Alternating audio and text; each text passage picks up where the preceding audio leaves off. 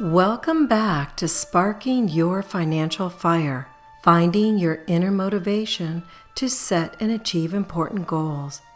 This is Gretchen Olerhog of Lighten Up and Thrive, and Jerry and I are excited to present this second part of this audio series called Keeping the Fire Going. In our last session, you learned how to build your initial motivational fire. In this audio, we will discuss how to stay motivated when your flames fade and the fire starts to burn out. Just like a real fire, the fires of motivation take additional fuel to stay lit. You can't just rub some sticks together, get your paper burning, and expect to have a warm and lively fire all night. You must throw more logs in the pit, move things around, and fan the flames. Otherwise, your fire will die. Anyone can take that first baby step toward a goal, but taking that last step means that you've put a lot of time, energy, and sacrifice into creating something meaningful. Most journeys worth taking are long and challenging. Truth be told, throughout the journey, you may even find yourself wondering why you started down this path in the first place. After all, the way is filled with rocks, traps, steep terrain, tumultuous weather beating down on you constantly, causing self-doubt and discouragement. There's no question that it's easier just to find a cool spot in the shade and take a nice nap instead of staying the course.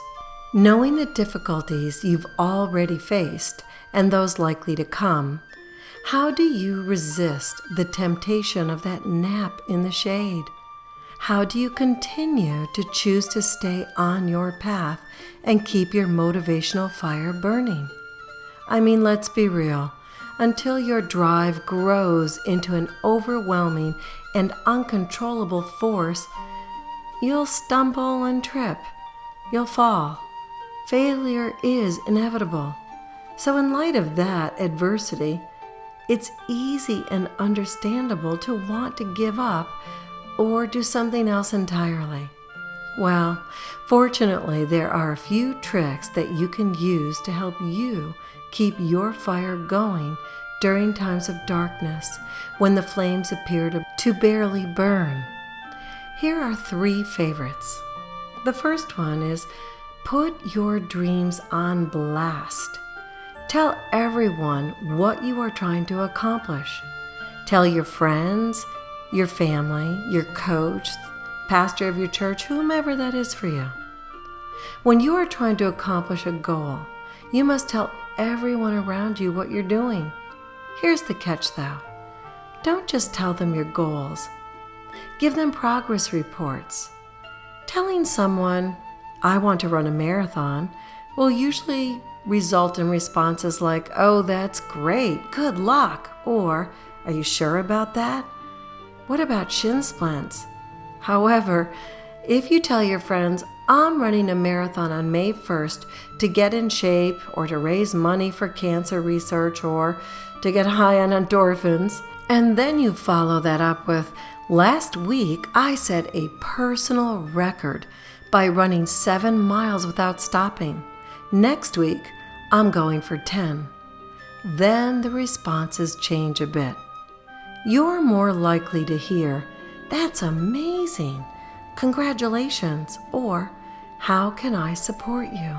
And while their initial praise feels great and inspirational, the real magic is that these friends of yours will now keep you accountable. They will track your progress and check in on you because everyone loves to see someone in motion, and everyone loves to be a part of a winning team. This accountability puts pressure on you, and pressure is another way of saying motivation. Pressure pushes you when you feel like giving up. Pressure and heat turn coal into diamonds after all. So tell your friends about your goals and let their pressure refine you. The second thing is plan to refuel. You must throw more fuel on the fire to keep it going. When starting any endeavor, you will have to accept the fact that your motivation is going to wax and wane. Set dates for refueling your fire. And as we learned in the last session, nothing starts a motivational fire better than taking action. If you plan to accomplish easily achievable tasks at certain times, setting milestones will help you see the progress that you've made and chart the course ahead. Then the little victories will give you the energy and spur you on. The third thing is keep track of your progress. This is powerful fuel because looking back and tracking your progress shows you how far you've come. Keep a journal. Take before and after pictures. Or do whatever else fits the situation so that you can easily see where you started and how far you've come. You can also schedule check-ins with a few trusted friends. These check-ins are little pep rallies where you celebrate your successes and make a lot of noise about the victories to come.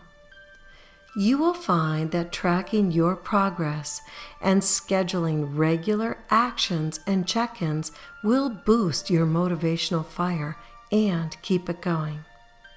Think of your projects as an old steam engine train. The engine runs on steam, fire is needed to boil the water to make steam, and the fire is fed with coal that's shoveled into the boiler by some person who's probably rippling with muscles. If that person gives up shoveling, nothing works. In your projects, you are that muscle-bound person with that shovel in your hands. Without you feeding the fire every so often, that train is nothing more than a giant paperweight. If you keep throwing coal into the boiler, your train becomes unstoppable. Now that you have some solid tools to start and maintain your motivation, I invite you to join us for the next session, the Merlin Principle. Until then, keep your fire burning and your train moving down the tracks. Don't forget to check out our website, www.lightenupandthrive.com. Jerry and I are excited to have you listen in for our next audio, that Merlin Principle. So until the next time, keep on thriving.